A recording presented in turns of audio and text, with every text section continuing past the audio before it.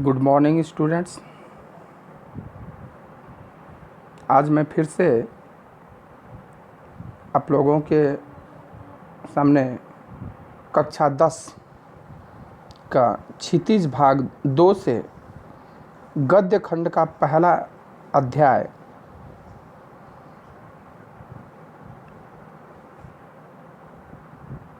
नेताजी का चश्मा लेकर के उपस्थित हुआ हूँ का पहला भाग वीडियो आप लोग सामने लेकर के आया हूँ। सबसे पहले लेखक परिचय हम लोग जान लें। स्वयं प्रकाश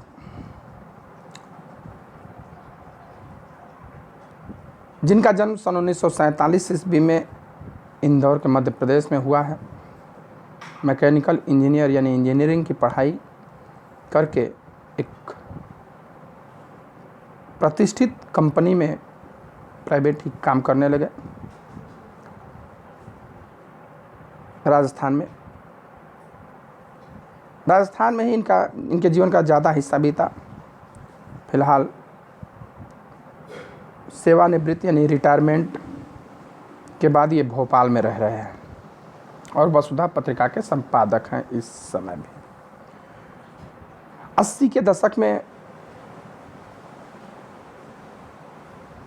स्वयं प्रकाश आज समकालीन कहानी के महत्वपूर्ण हस्ताक्षर हैं यानी जाने माने चेहरे हैं। उनके 13 कहानी कुल प्रकाशित हो चुकी है, जिनमें से सूरज कब निकलेगा, आएंगे अच्छे दिन भी, आदमी जात का आदमी और संधान उल्लेखनीय है। इस बीच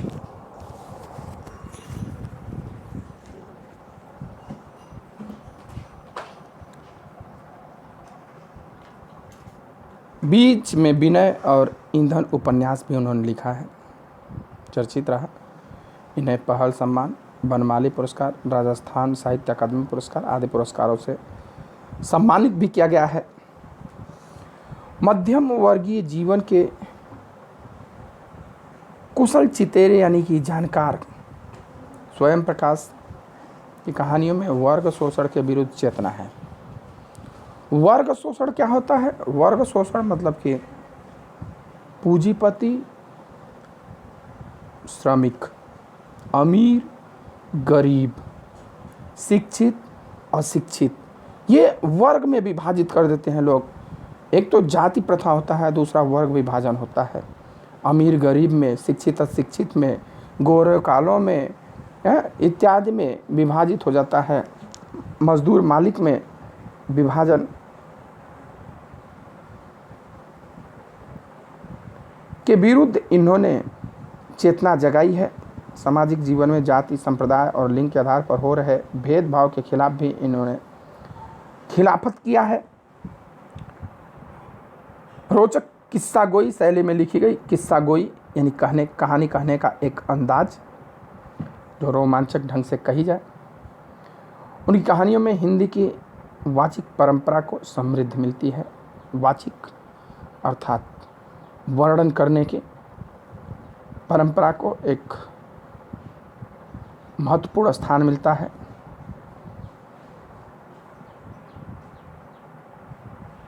यहाँ पर इन्होंने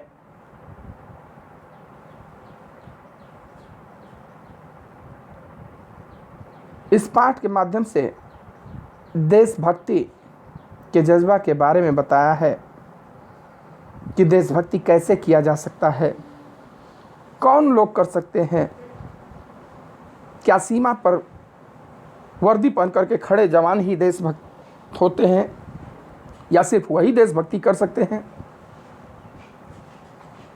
या कोई और भी कर सकता है, तो कैसे कर सकता है, इस बारे में इन्होंने यहाँ पर नेताजी का चश्मा पार्ट्स में बताया है।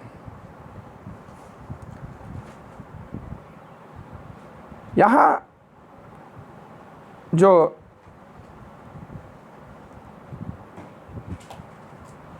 कहानी है, लेखक स्वयं के बारे में कहता है। हवलदार साहब को हर 15वें दिन कंपनी के काम के सिलसिले में उस कस्बे से गुजरना पड़ता है।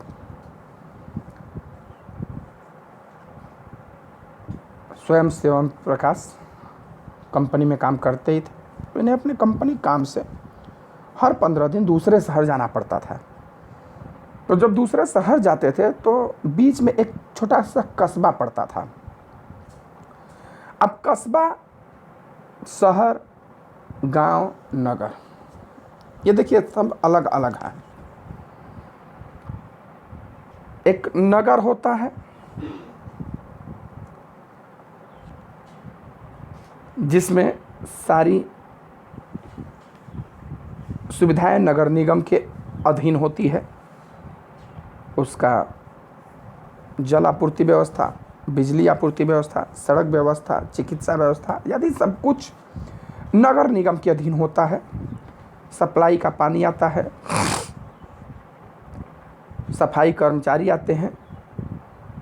गांव आप लोग लगभग देख ही रहे हैं, यहाँ सब कुछ ग्राम पंचायत के अधीन होता है, ग्राम प्रधान के अधीन होता है।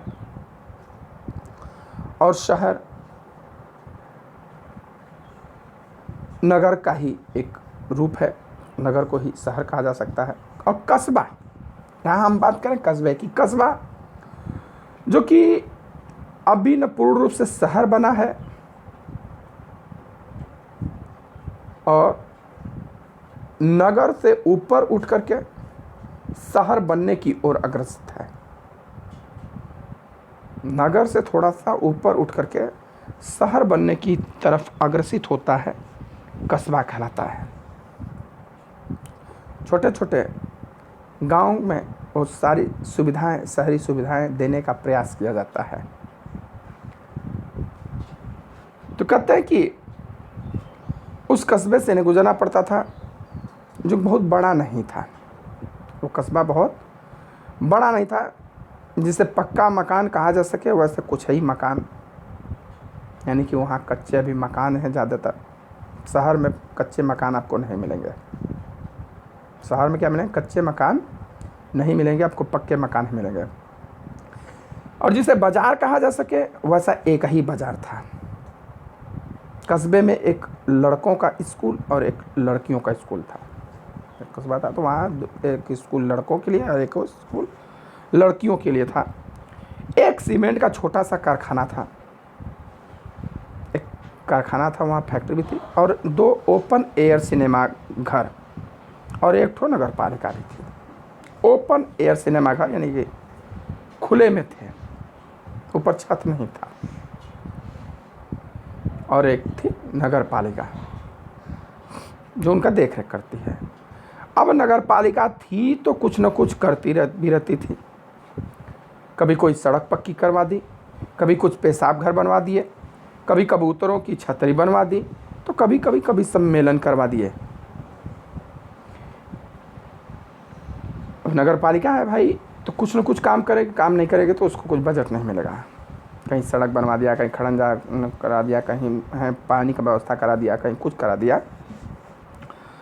तो इसी नगर पालिका के किसी उत्साही बोर्ड या प्रशासनिक अधिकारी ने एक बार शहर के मुख्य बाजार के मुख्य चौराहे पर नेताजी सुभाष चंद्र बोस की एक संगमरमर की प्रतिमा लगवा दी। कोई नगर निगम का अधिकारी आया होगा, उत्साहित देशभक्त टाइप का, जिसके अंदर देश प्रेम की भावना रही होगी, तो आया। अक्सर ये नेताओं की होती है राजनीति की, भाई मूर्ति लगा दिया जाए। तो उसने शहर का जो मुख्य चौराहा था वहाँ पर एक मूर्ति नेताजी की संगमरमर के लगवा दिया। यह कहानी उसी प्रतिमा के बारे में है, बल्कि उसके भी एक छोटे से हिस्से के बारे में है। कहते हैं कि अब प्रस्तुत कहानी जो हम पढ़ रहे हैं लोग, वो उसी प्रतिमा के बारे में, उसी मूर्ति के बारे में है। अलबत्ता मूर्ति के भी एक छोटे से हिस्से के बारे में है, पूरी मूर्ति के बारे में नहीं है। पूरी बात तो अब पता नहीं, लेकिन लगता है कि देश के अच्छे मूर्तिकारों की जानकारी नहीं होने और अच्छी मूर्ति की लागत, अनुमान और उपलब्ध बजट से कहीं बहुत ज़्यादा होने के कारण काफ़ी समय ऊहापोह और चिट्ठी पत्री में बर्बाद हुआ होगा। और बोर्ड की शासनावधि समाप्त होने की घड़ियों में किसी स्थानीय कलाकार को ही अवसर देने का निर्णय किया गया होगा।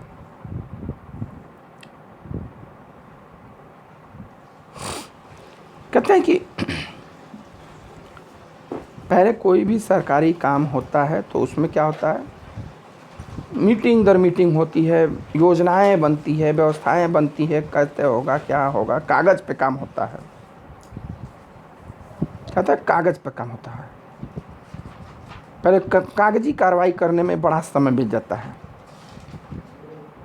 जो मूर्ति में कमी थी उसका अंदाज़ा लेखक ने लगाया कि क्यों कमी आई होगी। पहले तो सोचा कि लग रहा है कि इस देश में अच्छे मूर्तिकारों की कमी है, अच्छे मूर्तिकार नहीं मिल पाए हैं। अब जो मूर्ति थी उसमें कुछ कमी नहीं था। मूर्ति उनके नेताजी की टोपी से लेकर के कोट के दूसरे बटन यहाँ तक को जो हिस्सा होता है उसको बस्ट बोलते हैं। यहाँ से यहाँ तक के हिस्से को बस्ट बोलते हैं। मूर्ति अच्छी भी थी, नेताजी एकदम फर्स्ट क्लास के थे, कोई दिक्कत नहीं था। उसमें एक कमी थी, चश्मा नहीं था। तो अब लेखक यही सोचा कि क्यों नहीं लगा होगा, क्यों मूर्ति ऐसी बनी। तो पहले ख्याल है कि हो सकता है कि हमारे देश में अच्छे मूर्तिकार ना हो। फिर कहा कि सरकारी काम है, जो नगर निगम अधिकारी आए होंगे, जो कर्मचारी रहे होंगे, उन्हें मूर्ति के लागत का अनुमान नहीं होगा कि कितना पैसा लगेगा इसमें, और कम लागत पे ही बजट तैयार कर दिए होंगे और उतने में मूर्ति तैयार नहीं हो पाई होगी। तो और या फिर ज़्यादा समय चिट्ठी पत्री यानी कागज पत्थर के चक्कर में बीत गया होगा। भाई लगा दिया होगा कि नहीं फलाने तारीख को नेताजी की जयंती पर यहाँ मूर्ति लगेगी, तो ज़्यादा समय बस पहले तो सरकारी काम ऐसे ही चल जाता, चलो होगा। हर एक दूसरे की कमेटी बना करके छोड़ देते हैं एक दूसरे के ऊपर, अपने नीचे वाले के ऊपर। जब समय बीत गया होगा, अब 3 कारण उसने लगाया कि या तो अच्छे मूर्तिकार नहीं होंगे, या फिर पैसे की कमी रही होगी, या फिर समय बीत गया होगा और मूर्ति के अनावरण का समय एकदम नज़दीक आ गया होगा। तो ऐसे समय में किसी स्थानीय कलाकार को ही अवसर देने का निर्णय किया गया होगा। और अंत में कस्बे के एक इकलौते हाई स्कूल के इकलौते ड्राइंग मास्टर, मान लीजिए मोतीलाल जी को ही यह काम सौंप दिया गया होगा, जो महीने भर में मूर्ति बनाकर पटक देने का विश्वास दिला रहे थे। क्या अब समय बीत गया, भाई 1 महीना बचा, तो कहाँ से अब जल्दी फिर कलाकार खोजे। तो उसी कस्बे का जो एक स्कूल था, उसी स्कूल के drawing teacher, art teacher Motilal को ही ये काम सौंप दिया गया। और उन्होंने ये कहकर उन्हें सौंप दिया गया कि 1 महीने के अंदर मूर्ति बन के तैयार हो जानी चाहिए। उन्होंने भी कहा ठीक है, बन जाएगी। जैसा कि कहा जा चुका है, मूर्ति संगमरमर की थी, टोपी की नोक से कोट के दूसरे बटन तक कोई 2 फुट ऊंची, जिसे कहते हैं बस्ट। क्या कहते हैं? बस्ट। टोपी के नोक से और कोट के दूसरे बटन तक, यानी यहां तक 2 फुट, जिसको बस्ट कहते हैं। सुंदर भी थी, नेताजी सुंदर लग रहे थे, कुछ मासूम और कमसिन भी लग रहे थे। फौजी वर्दी में थे। मूर्ति को देखते ही दिल्ली चलो, तुम मुझे खून दो, मैं तुम्हें आज़ादी दूंगा, इत्यादि उनके नारे याद आने लगते थे। इस दृष्टि से मूर्ति बनाने का यह प्रयास सफल और सराहनीय कहा जा सकता है। लेकिन केवल एक कमी थी उस मूर्ति में। जो कमी खटकती थी वह यह थी कि मूर्ति तो संगमरमर की थी, पत्थर की थी, लेकिन नेताजी की आंखों पर चश्मा नहीं था। नहीं था मतलब था चश्मा, परंतु जो चश्मा था वो संगमरमर का नहीं, एक सामान्य और ओरिजिनल चश्मा था। कैसा चश्मा था? सामान्य और ओरिजिनल चश्मा था। अब चौड़े फ्रेम, काला फ्रेम मूर्ति को पहना दिया गया था। हवलदार साहब जब पहली बार उस कस्बे से गुजरे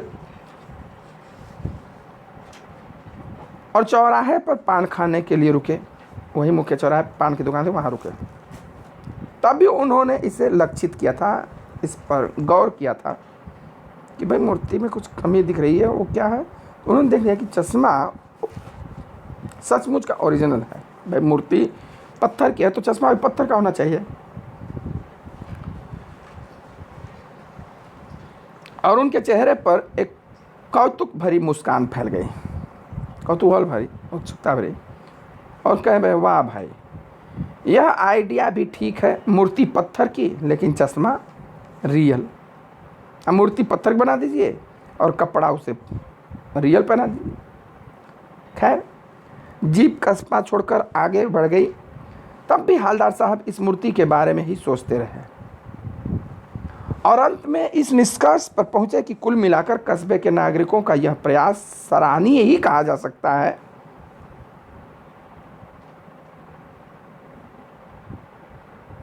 कि कम से कम उनके अंदर देश प्रेम, देशभक्ति की भावना, शहीदों के प्रति सम्मान तो है, देशभक्तों के प्रति सम्मान तो है।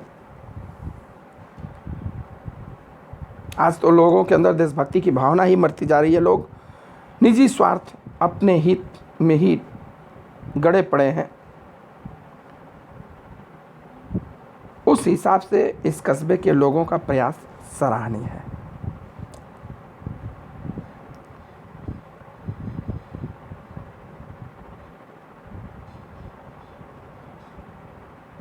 महत्व मूर्ति के रंग रूप या कद का नहीं है, उस भावना का है, वरना तो देशभक्ति की भावना भी आजकल मजाक की चीज़ होती जा रही है।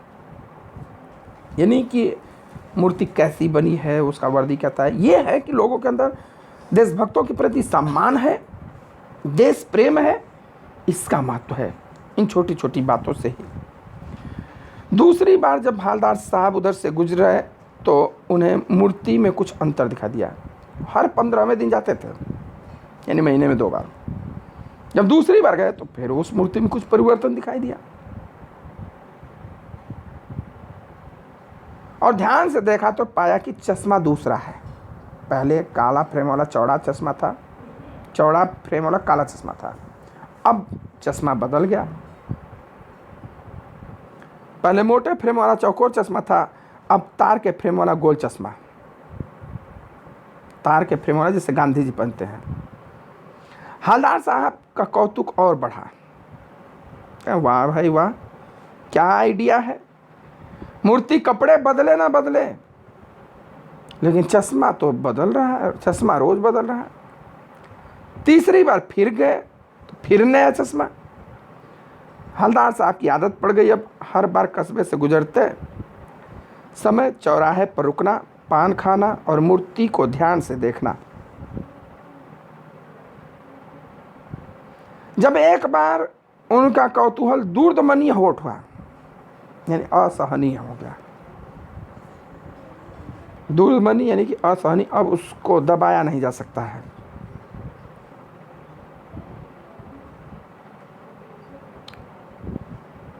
तब उन्होंने पान वाले से पूछ लिया, क्यों भाई, क्या बात है, यह तुम्हारे नेताजी का चश्मा हर बार बदल कैसे जाता है। पान वाले से ही उन्होंने पूछा कि भाई आखिर में बात क्या है कि ये आपके नेताजी कपड़े नहीं बदलते हैं, रूप रंग नहीं बदलते हैं, लेकिन चश्मा रोज बदल जाता है।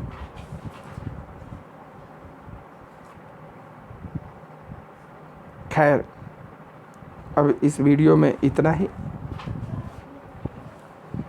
आगे के वीडियो में हम दूसरे भाग में इसका आगे का भाग लेकर के उपस्थित होंगे। तब तक के लिए गुड बाय। वीडियो अच्छा लगे तो उसको लाइक शेयर और कमेंट ज़रूर करिएगा। धन्यवाद।